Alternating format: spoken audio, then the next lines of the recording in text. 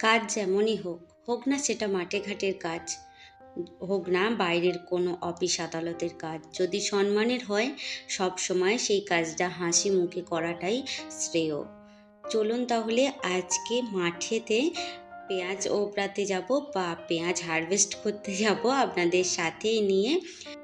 নমস্কার বন্ধুরা, আমি অনু, হ্যাপি লাইফ উইথ অনুর আরও একটা নূতন ব্লগে আপনাদের সকলকে জানাই মন থেকে অনেক অনেক স্বাগত। সকালের চা খাওয়া হয়ে গেছে আর হালকা পাতলা কিছু জলখাবারও খেয়ে নিয়েছি। জলখাবার বলতে চায়ের সাথে চানাচুর মুড়ি খাওয়া হয়ে গেছে। আজকে আর বেশি কিছু ঝামেলা রাখিনি জলখাবারের। আর মাঠে যাব যেহেতু সেই কারণেই জলখাবার করতে গেলে অনেক বেলা হয়ে যাবে। আর তার আগে তো ঘরে সমস্ত কাজগুলো না গুছিয়ে গেলে মাঠ থেকে এসে রান্না বান্না অনেক কিছু কাজ থাকে, সেগুলো করতে গিয়ে ভীষণ ক্লান্ত হয়ে যাব। তাই ভাবলাম ঘরের কিছু কিছু কাজ একটু আগিয়ে যাই, তাহলে কাজগুলো করতেও সুবিধা হবে আর মনের মধ্যে একটা টেনশন থাকবে না যে বাড়িতে গিয়ে অনেক কাজ পড়ে রয়েছে, সেগুলো কি করে সামলাবো। তো যাই হোক, আপনাদের সঙ্গে বকবক করতে করতে একটু একটু করে কাজগুলো আগিয়ে নিচ্ছি। আসলে শীত চলে গেছে, প্রচণ্ড গরম পড়েছে, তবুও আমার এই যে ওপর ঘরে এতই খোলামেলার মাঠের ধারে, তো সেই কারণেই ভোরের দিকটা একটু ঠান্ডা লাগে আর অভ্যাস হয়ে গেছে। কিছুদিন পরে এই অভ্যাসও চলে যাবে। আসলে দিনের বেলায় গরমে প্রাণ অষ্টাগত আর ভোরের দিকে বেশ ঠান্ডা, এর ফলেই তো ঠান্ডা গরমে প্রচণ্ড সর্দি কাশি জ্বর প্রত্যেকটা বাড়িতেই হচ্ছে। আর রোদ্দুরের তাপ দিন দিন এত বাড়ছে যে বাইরে বেরোনোই হয়তো মুশকিল হয়ে যাবে। ভিডিওর প্রথমেই যেটা বলছিলাম যে হোক মাঠে ঘাটের কাজ কিংবা কোনো অফিস আদালতে বা কোনো ব্যবসার দিকে, সেটা যদি সম্মানের হয় সেটা করতে আমার তো মনে হয় না যে পিছপা হওয়া উচিত। তাই সমস্ত কাজ ঘরের সামলে আজ ভেবেছি মাঠে যাব ওই পেঁয়াজগুলো তুলে আনতে। আসলে ওই কটা জিনিস সেটাও যদি জোন দিয়ে নেওয়া আসা হয় তাহলে আর কিছুই থাকবে না, তার থেকে কিনে খাওয়াটাই সব থেকে ভালো হবে। আর নিজেরা যদি একটু কষ্ট করে করা হয় তাহলে ঘরের খাওয়াটাও হবে আর একটুখানি সাশ্রয়ও হবে। আর আমরা তো মেয়েরা চাই সবসময় যে কিভাবে কাজটা গুছিয়ে করলে আর কিভাবে সংসারের একটু সাশ্রয় করা যায়, সেটাই নিয়ে প্রতিদিন প্রতিনিয়ত মাথার মধ্যে চলতেই থাকে। তাই ভাবলাম যে যেটুখানি বাইরে টাকাটা দেয়া যাবে সেটুখানি যদি ঘর থেকেই করে নেওয়া যায় তাহলে খুব ভালো হয়। এই যে আপনাদের সঙ্গে বকবক করতে করতে সংসারের অনেকটা কাজ আগিয়ে নিয়েছি আর হালকা হাতে এগুলো প্রায়ই পরিষ্কার করে থাকি, সেটাও দেখিয়ে দিলাম। হ্যালো বন্ধুরা, কেমন আছেন আপনারা?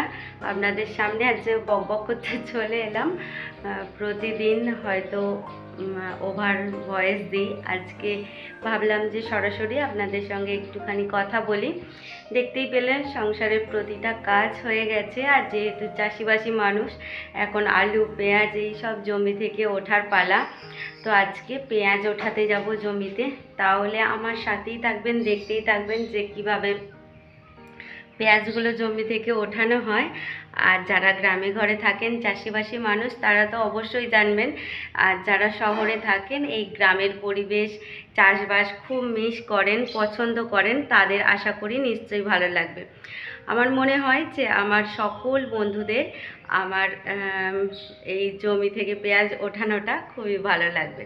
আর আমার ভিডিওগুলো যদি আপনাদের কোনো অংশে ভালো লেগে থাকে তাহলে প্লিজ চ্যানেলটা সাবস্ক্রাইব করে আমার পাশে থাকবেন আর একটা মিষ্টি কমেন্ট অবশ্যই করবেন।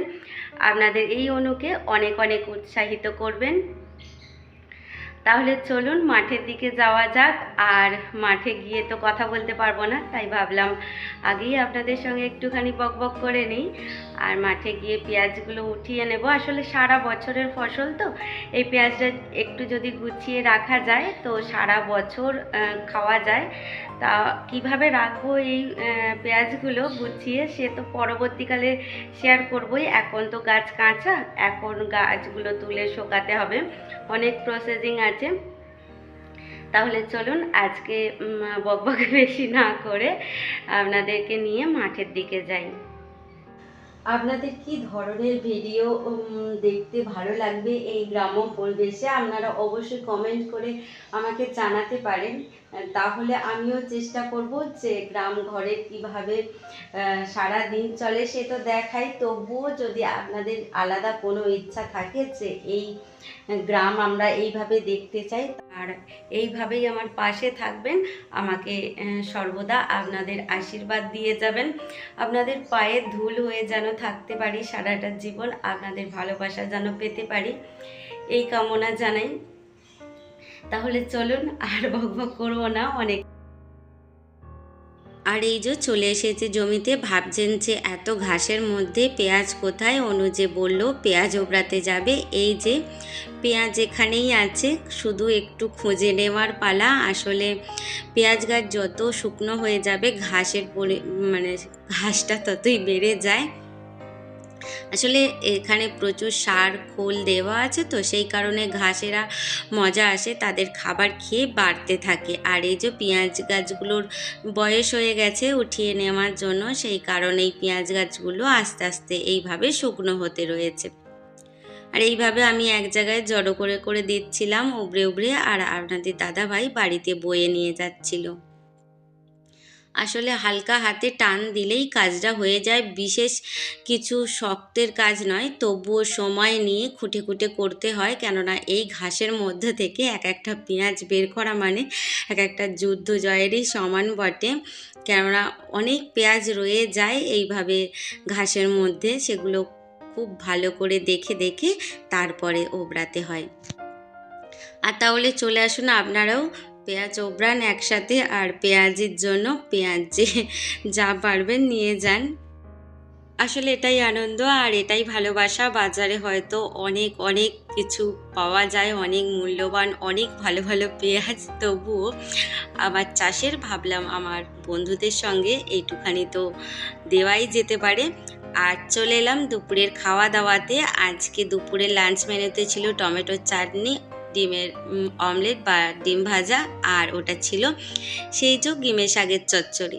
তো যাই হোক, ভিডিওটা এই পর্যায়ে এখানেই শেষ করব। আর ভিডিওটা যদি কোনো অংশে ভালো লেগে থাকে তাহলে প্লিজ চ্যানেলটা সাবস্ক্রাইব করে আমার পাশে থাকবেন আর একটা মিষ্টি কমেন্ট করবেন। আজকের মতো আসি।